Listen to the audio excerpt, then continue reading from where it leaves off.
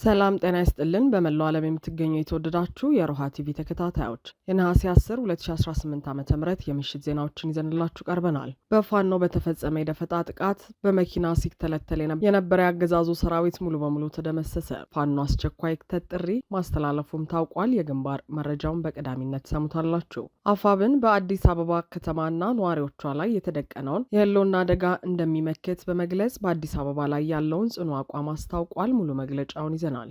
እያስፈራራንም እየዘለፍንም ቢሆን ምክክሩን እናስቀጥላለን ሲል የአብይ አህመድ ታማኝ አማካሪ ያወጣው መልእክት ህዝባዊ ቁጣን ቀስቅሷል። ሰሙታላችሁ። አገዛዙ በሚፈጥረው ግጭት በሶማሊያ በነባር ጎሳዎች መካከል እርስ በርስ ግጭት መቀስቀሱና አዳዲስ የታጠቁ ኃይሎች እየተፈጠሩ መሆናቸው ተገለጸ። አድማጭ ተመልካቾቻችን አብራችሁ ልትቆዩ ከፈቀዳችሁ እነዚህ መረጃዎች በዝርዝር የምናሰማችሁ ይሆናል። የሮሃ ቲቪ ወቅታዊና ሀቀኛ መረጃዎች እንዲደርሷችሁ ቻናሉን ሰብስክራይብ፣ ላይክ እና ሼር በማድረግ አሁኑኑ ቤተሰብ ይሁኑ። በአዲስ አበባ ከተማና ነዋሪዎቿ ላይ የተደቀነው የህልውና አደጋ በህዝባችን ጽናትና በጸረ ብልጽግና ብሔራዊ ኃይሎች ትብብር ይመከታል ሲል አፋብን አስታወቀ። የአማራ ፋኖ ብሔራዊ ንቅናቄ በአዲስ አበባ ከተማ ወቅታዊ ሁኔታ በምክክር ሂደቱና በከተማዋ ነዋሪዎች ላይ የተደቀነውን አደጋ አስመልክቶ ሰፊና ዝርዝር የአቋም መግለጫ ይፋ አድርጓል። ንቅናቄው በመግለጫው የብልጽግናው አገዛዝ አገራዊ ምክክር በሚል ስም በአዲስ አበባ የሚያካሂደው የድራማ መድረክ የህዝብ ውክልና የሌለው ተጨማሪ ቀውስ የሚያዋልድና የአገዛዙን ዕድሜ ለማራዘም የተነደፈ የፖለቲካ ሻጥር መሆኑን ገልጿል። አገዛዙና አጋሮቹ ከጥፋት መንገዳቸው እንዲመለሱ የቀረበላቸውን ጥሪ በመተው በምክክር ስም የከተሞችንና አካባቢዎቻቸውን የታሪክ፣ የዴሞግራፊ፣ የመልክዓ ምድርና የይዞታ ቅርጽ ለማዛባት እንዲሁም ነባር የአዲስ አበባ ነዋሪዎችንና የአማራን ህዝብ ህልውና አደጋ ላይ ለመጣል በጥፋት መንገድ ላይ እንደሚገኙ አስታውቋል። አዲስ አበባ ከተማ እንደገና ከመቆርቆሩ አስቀድሞ በራራ በመባል የሚታወቀው የአማራ ነገስታት መቀመጫና ጥንተ ርስት እንደነበረች የታሪክና የአርኪኦሎጂ መረጃዎች በግልጽ እንደሚያረጋግጡ ያሳወቀው አፋብን ዳግማዊ አጼ ምኒልክና እቴጌ ጣይቱ ከተማዋን ሲቆጣጠሯት የአባቶቻቸውን ታሪካዊ ርስት መነሻ በማድረግ እንደሆነና ይህም እውነት በፖለቲካ ውሳኔ ሊሰረዝ የማይችል ጽኑ የታሪክ አካል መሆኑን ገልጿል። ከተማዋ የአማራ ጥንተ ርስትነቷን እንደተጠበቀ ሆኖ የነዋሪዎቿ የሁሉም ኢትዮጵያውያን መኖሪያ፣ የአገሪቱ ዋና ከተማ፣ የአፍሪካ መናገሻና የዓለም ዲፕሎማሲ ማዕከል መሆኗን ሙሉ በሙሉ እንደሚያምንና እንደሚቀበል ንቅናቄው አረጋግጧል። ሆኖም አገዛዙ በከተማዋ ላይ የሚያካሂደው የዴሞግራፊና የጂኦግራፊ ለውጥ ህጋዊ፣ ሞራላዊና ፖለቲካዊ ተቀባይነት የሌለው በመሆኑ መላው የከተማዋ ነዋሪዎችና ኢትዮጵያውያን ድርጊቱን አጥብቀው እንዲቃወሙትና እንዲታገሉት ጥሪ አቅርበዋል። በ1999 ዓ.ም በተካሄደው የህዝብና ቤት ቆጠራ መሰረት በከተማዋ ከ80 በመቶ በላይ የሚሆኑት ነባር ነዋሪዎች አማራዎች መሆናቸውን ያነሳው መግለጫው ይህንን እውነታ በኃይል ለመቀየር የሚደረገውን ማንኛውንም ሴራ አጥብቆ እንደሚታገል አስታውቋል። አፋብን የትጥቅ ትግል ውስጥ ለመግባት ካስገደዱት ዋና ዋና ምክንያቶች መካከል በአዲስ አበባ ከተማ የተደቀነው የዴሞግራፊ ለውጥ አደጋ፣ የከተማዋን ነባር ነዋሪዎች በማፈናቀል የአማራን ህዝብ ማህበራዊ ትስስር በመበጣጠስ በኃይል አስተሳሰብን የመጫን ሩጫ እንደሚገኝበት አብራርተዋል። በመጨረሻም ንቅናቄው ውስጣዊ አንድነቱንና አደረጃጀቱን ጠብቆ በመጓዝ አገዛዙን ከስሩ ነቅሎ በመጣል የዜጎችን ሰብአዊና ዴሞክራሲያዊ መብቶች የሚያከብር ስርዓተ መንግስት እንደሚገነባ ገልጿል። በአዲስ አበባ ከተማና በህዝቡ ላይ የተደቀነው የህልውና አደጋ በንቅናቄው ቁርጠኝነት፣ በህዝቡ ጽናትና በጸረ ብልጽግና ብሔራዊ ኃይሎች ትብብር በሚመጣው አይቀሬ ድል እንደሚመከት አፋብን በመግለጫው አስምሮበታል። የአገዛዙ ቁንጮ የአብይ አህመድ ታማኝ አገልጋይ ዋና ሴራ ጠንሳሽ በምክክሩ ዙሪያ ያወጣው ትዕቢት አዘል መልእክት ቁጣን ቀሰቀሰ። የአገዛዙ ቁንጮው የአብይ አህመድ ዋና ሴራ ጠንሳሽና አማካሪ የሆነው ግለሰብ አገዛዙ ሀገራዊ ምክክር በሚል ስም እያካሄደ ባለው የፖለቲካ ድራማ ላይ የደቀነውን ትዕቢት፣ ንቀትና ተጽዕኖ ፈጣሪነት የሚያሳይ አዲስ ማህበራዊ ሚዲያ ጽሑፍ ማሰራጨቱ ቁጣን ቀስቅሷል። አማካሪው ባወጣው ጽሑፍ አገዛዙ ሂደቱን በኃይልና በስድብም ቢሆን ለማስፈጸም እንደቆረጠ ያሳወቀ ሲሆን ወደፊት መውደቅ ወደ ዓላማ ለመድረስ መንገድ ይቀንሳል፣ ወደ ኋላ መሄድ ግን ከዓላማ ያርቃል። ዋናው ወደፊት መሆኑ ነው። እያስፈራሩም እየዘለፉም ቢሆን ምክክሩን እናስቀጥላለን፣ ተዋለው እወጣለው የሚለው መንገድ በኢትዮጵያ ታሪክ አዋጥቶ አያውቅም። አኩራፊ ልጅ ምሳውራቱ ነው የሚል ህዝብ ነው ሲል ጽፏል። ይህ አገዛዙ አዛዥ ክንፍ ያወጣው ግልጽ ጽሑፍ ከዚህ ቀደም ተቃዋሚዎችና የህግ ባለሙያዎች ምክክሩ በኃይልና በፍርሃት ድባብ ውስጥ የተከበበ ነው ሲሉ ያቀረቡትን ስጋት ሙሉ በሙሉ የሚያረጋግጥ ሆኗል። ባለሙያዎችና የፖለቲካ ተንታኞች እንደሚሉት አገዛዙ ተሳታፊዎችን እያስፈራራንና የዘለፍንም ቢሆን ምክክሩን እናካሂዳለን ማለቱና የተቃወሙትን አኩራፊ በማለት የምክክር ሂደቱ ፍጹም ነጻና ዴሞክራሲያዊ አለመሆኑን ይልቁንም የአገዛዙን ፍላጎት በኃይል የመጫን አምባገነናዊ አካሄድ መሆኑን በግልጽ ያሳያል። ምክክሩን በማስፈራራትና ሰዎችን በማዋረድ ለመቀጠል የተሄደበት ይህ ደባ አገዛዙ ለሰላምና ለፖለቲካ መፍትሄ ምንም አይነት ፍላጎት እንደሌለውና አጀንዳውን በስብከትና በጫና ለማስፈጸም እያደረገ ያለውን ማጭበርበር በግልጽ ያጋለጠ ሁኔታ ሆኖ አልፏል። በየግንባሩ የተቀናጀ የማጥቃት እርምጃ የወሰደው የአማራ ፋኖ በአንድ መኪና የተጫነ የአገዛዙን ሰራዊት ሙሉ በሙሉ ደመሰሰ።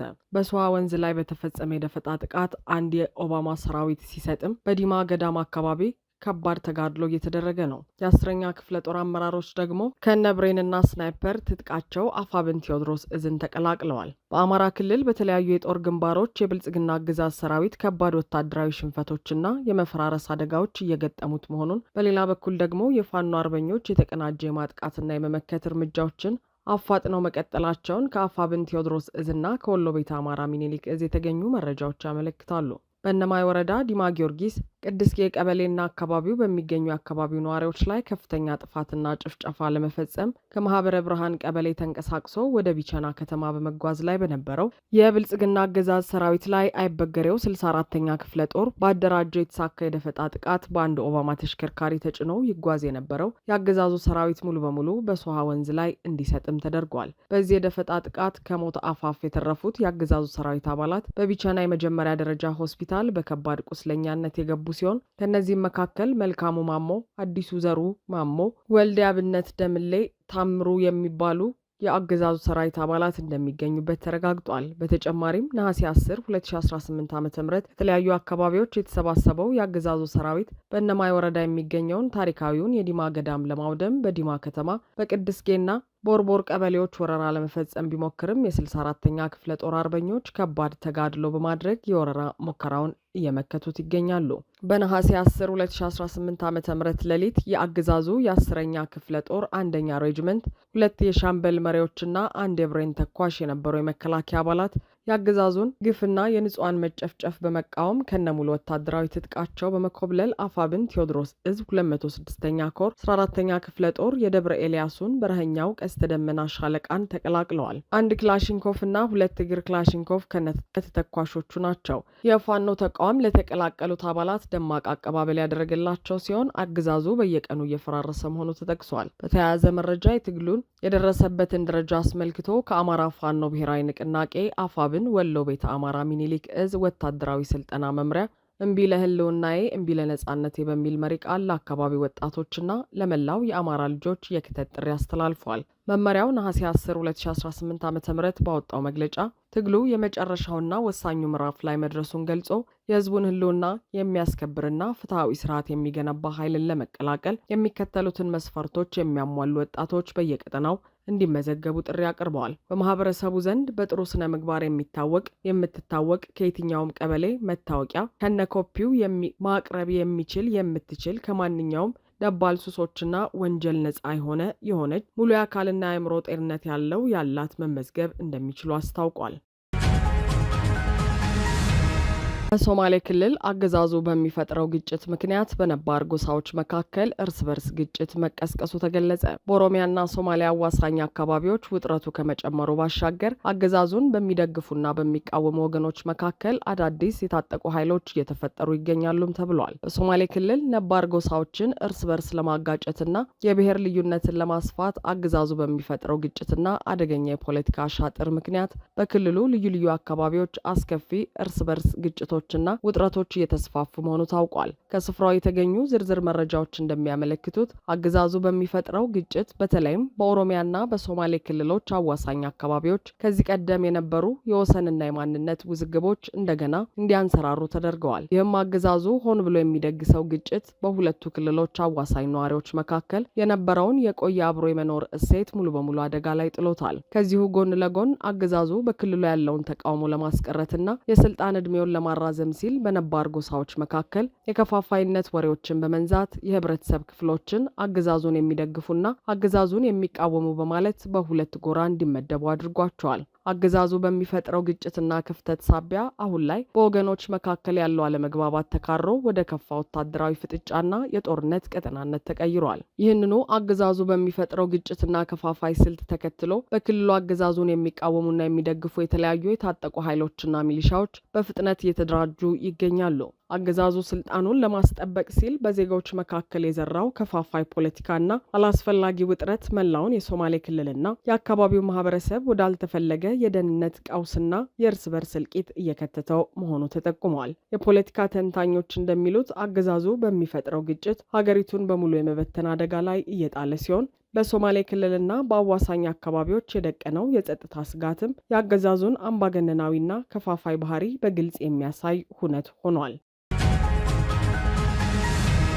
አድማጭ ተመልካቾቻችን የሰዓቱ የሮሃ ቲቪ ዜናዎች የተከታተላችኋቸውን ይመስሉ ነበር። አብራችሁን ስለነበራችሁ ከልብ እናመሰግናለን። ሰላም።